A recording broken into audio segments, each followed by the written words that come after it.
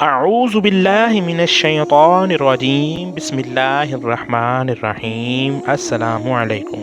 بہلول دنا کی باتیں کہتے ہیں کہ ایک بار حضرت جنید بغدادی رحمۃ اللہ علیہ سفر کے ارادے سے بغداد سے روانہ ہوئے۔ حضرت شیخ کے کچھ مرید ان کے ساتھ تھے۔ شیخ نے مریدوں سے پوچھا کہ تم لوگوں کو بہلول کا حال معلوم ہے؟ لوگوں نے عرض کی جناب وہ تو ایک دیوانہ ہے، آپ اس سے مل کر کیا کریں گے؟ شیخ نے فرمایا ذرا بہلول کو تلاش کرو، مجھے اس سے کام ہے۔ مریدوں نے شیخ کے حکم کی تعمیل اپنے لیے سعادت سمجھی اور تھوڑی جستجو کے بعد ایک صحرا میں بہلول کو ڈھونڈ نکالا اور شیخ کو اپنے ساتھ لے کر وہاں پہنچے۔ شیخ بہلول کے سامنے گئے تو دیکھا کہ بہلول سر کے نیچے اینٹ رکھے ہوئے دراز ہیں۔ شیخ نے سلام کیا تو بہلول نے جواب دے کر کہا تم کون ہو؟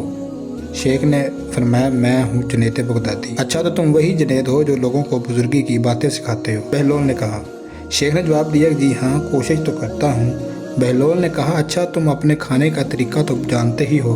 شیخ نے جواب دیا کیوں نہیں، بسم اللہ پڑھتا ہوں، اپنے سامنے کی چیز کھاتا ہوں، چھوٹا نوالا بناتا ہوں، آہستہ آہستہ چباتا ہوں اور دوسروں کے نوالے پر نظر نہیں ڈالتا اور کھاتے وقت اللہ کی یاد سے غافل نہیں ہوتا۔ جو لقمہ بھی کھاتا ہوں الحمدللہ کہتا ہوں، کھانے سے پہلے بھی ہاتھ دھوتا ہوں اور کھانے کے بعد بھی ہاتھ دھوتا ہوں۔ یہ سن کر بہلول دنا اٹھ کھڑے ہوئے اور اپنا دامن شیخ پر جھٹک دیا اور کہا تم انسانوں کے پیر و مرشد بننا چاہتے ہو اور حال یہ ہے کہ اب تک کھانا پینے کا طریقہ بھی نہیں جانتے۔ یہ کہہ کر بہلول نے اپنا راستہ لیا۔ شیخ کے مریدوں نے کہا کہ حضرت یہ شیخ تو دیوانہ ہے۔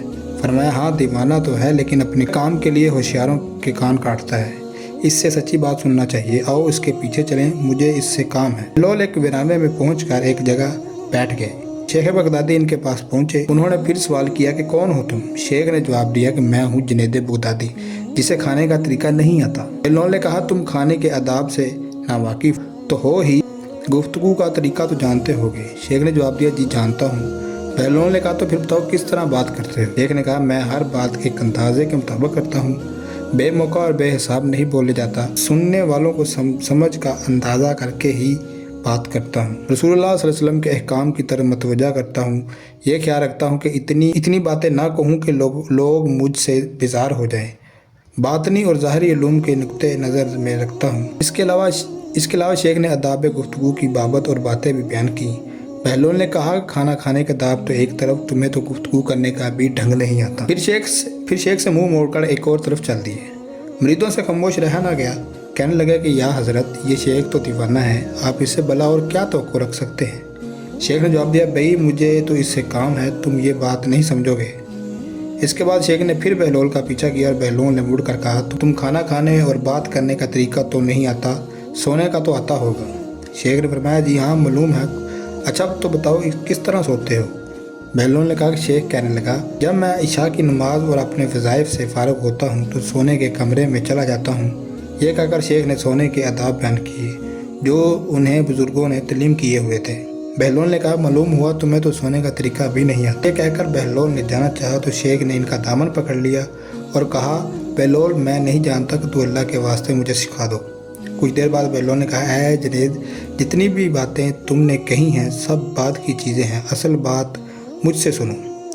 کھانے کا طریقہ یہ ہے کہ سب سے پہلے حلال کی روزی ہونی چاہیے، اگر غذا میں حرام کی آمیزش ہو جائے تو جو آداب تم نے بیان کی ہیں برتنے کا کوئی فائدہ نہیں اور دل روشن ہونے کی بجائے تاریکی میں ہو جائے گا۔ شیخ جنید نے بے ساختہ کہا اللہ تمہارا بھلا کرے۔ پھر بہلول نے بتایا گفتگو کرتے وقت دل کا پاک اور نیت کا صاف ہونا ضروری ہے، اس بات کا بھی خیال رکھے کہ جو بات بھی کہی جائے اللہ کی رضامندی کے لیے ہو، اگر کوئی غرض یا دنیاوی مطلب ہو یا بات فضول قسم کی ہوگی تو خواہ کتنے ہی اچھے لفاظ میں کہی جائے تمہارے لیے وبال بن جائے گی، ایسی بات کرنے سے خاموش رہنا بہتر ہے۔ پھر سونے کے متعلق بتایا کہ اسی طرح سونے کے متعلق جو تم نے بیان کیا ہے وہ بھی اصل مقصود نہیں ہے، اصل بات یہ ہے کہ جب تم سونے لگو تمہارا دل بغض، کینے اور حسد سے خالی ہو، تمہارے دل میں دنیا کی محبت نہ ہو اور نیند آنے تک اللہ کے ذکر میں مشغول رہو۔ بہلول کی بات ختم ہوتے ہی شیخ جنید نے ان کے ہاتھوں کو بوسہ دیا اور ان کے لیے دعا کی۔ شیخ جنید کے مرید یہ دیکھ کر حیران رہ گئے کہ بہلول کے متعلق ان کے خیالات درست ہو گئے۔